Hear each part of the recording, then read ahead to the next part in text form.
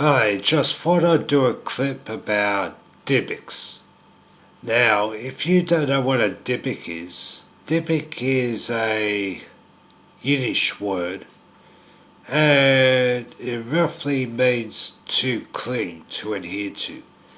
And Dybbuks are what people perceive as spirits or ghosts who cling on to people, cling on to the living.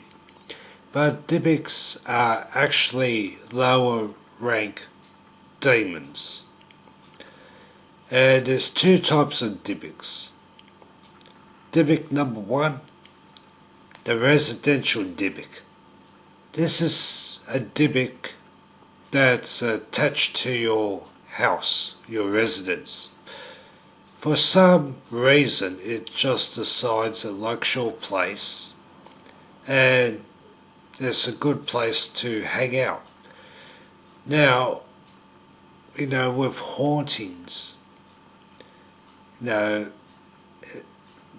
people say they're like, oh, the house is haunted, generally, as you cannot see Dybbuks, unless they want to be seen, if you move into a house, they will observe you, probably for a few months, possibly longer, and get to know you, know what you believe, in terms of religion and things like that, your personal habits. And if they decide they want to have you on, that's when they start being disruptive. So they'll stick around because they don't particularly want to go anywhere else.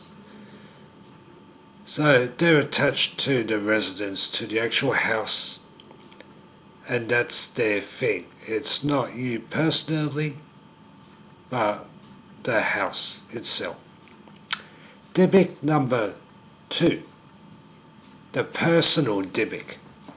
This is a different thing. It's still just basically a low-ranked demon, and they're attached to you. It may be something that you are doing that's gained their attention. Myself, I have had a problem, or it's not really a problem, not for me anyway, with a Dybbuk. I was writing on a book which I'm nowhere near finished and not really in a hurry to finish, called This Holy Trinity. So I started writing about sorts of demons, how they're bound by planetary and astrological hours and things to use against them. And that's when I started having problems with a Dybbuk, and very disruptive, like a punk kid or a misbehaving dog. Stomping up and down through the house, the black flash type appearances. This is what you should take into consideration if you ever encounter a so-called ghost. Never ever show your emotions. It's like Texas Hold'em, poker game. You don't give tells. You don't behave in certain ways if you've got something or you've got nothing. So, personal Dybbuks usually seek to disrupt whatever it is you're doing, or else they're trying to gain your attention for some reason. And you have to remember, look, a Dybbuk cannot hurt you. Unless it has permission to hurt you, then it can't. It can try to scare you, but it's not allowed to try and hurt you. Let's say, if you believe in the God of Abraham, and you pray you have a good relationship, then you'll be fine. If you're an atheist, well, anything goes, and quite frankly, who cares? You know, an atheist has renounced their own soul, so maybe a Dybbuk might be looking to bonejack a body. But, yeah, Dybbuks, personal ones, try and disrupt what it is you're doing for whatever reason. Um, whether you're doing work on something religious or something to do with the supernatural, paranormal, etc. And you might be writing something that may be disruptive to them. So, with hauntings, people say the ghost comes out 5 o'clock every morning. As though it has some sort of timetable. But generally, if a ghost or a spirit or Dybbuk or whatever you want to call it comes out roughly around a certain time frame, let's say one day a week, and shows up at a certain hour for say 20 minutes or so, you'll generally find that you're dealing with either a planetary Dybbuk or an astrological Dybbuk. They are bound by certain hours, and that's the only time they can actually materialize to us.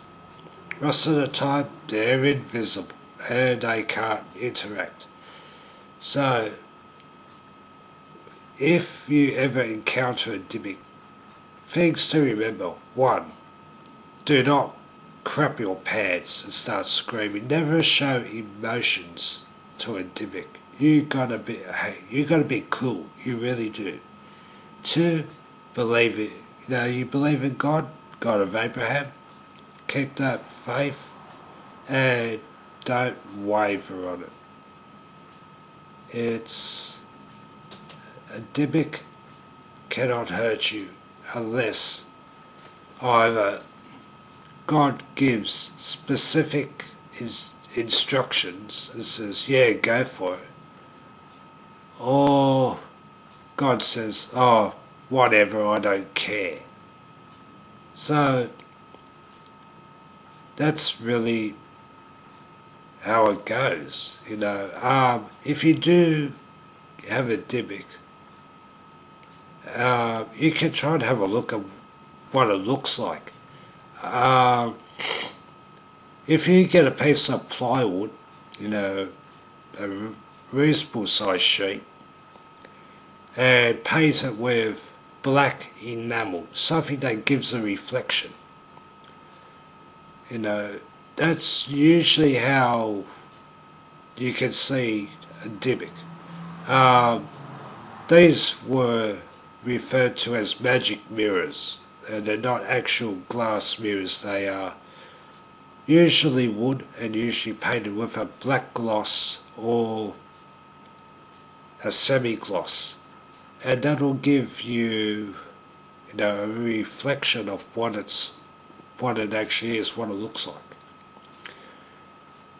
If you want to communicate with a Dybbuk, that too is possible, but depends how strong the Dybbuk is and how much permission it has to operate within our world. That is what humans can perceive, and